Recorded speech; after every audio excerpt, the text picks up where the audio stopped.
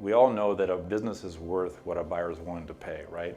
But probably the biggest item that I see sellers kind of needing to kind of learn is to look at their business from a buyer's lens. The first step we do is go through a valuation so we can determine exactly what is the most likely sales price. And to do that, there's quite a process to that. And in general, we want to recast the financials, but we want to compare your business to the most similar like kind businesses that have sold, that are performing at the same level, and what have they sold for, and that should give us a pretty good gauge, but to really get an idea of what is your most likely asking price to take your business to market.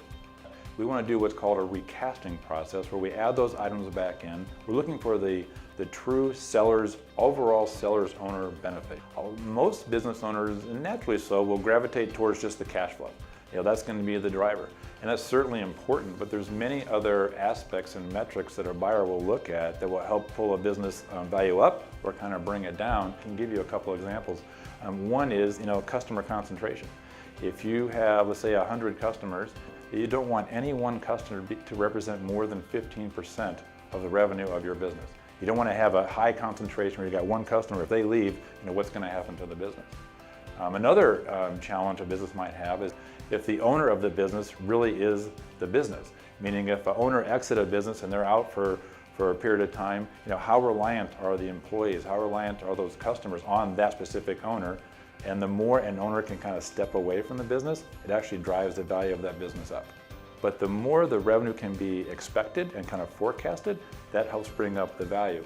The less when there's less risk, the value will go up. When there's more risk on whether that revenue is going to be coming in the door, that can drive the value down. And you want to know if your business is performing above the norm for that industry, you should be comparing your business to those businesses that are performing at the same level, what they sell for. That's a super important piece to determine what that true listing price should be. And I see many sellers that and I get the call after this, which is unfortunate, they tried to sell their business on their own, which is fine, but if it doesn't go right, or you've got the one buyer at hand, all your leverage as an owner is gone because that one buyer knows that they're the one buyer. So really, what we want to do is bring in as many buyers as we can and create different offers, but to help give you lift to the offers you're going to get for your business.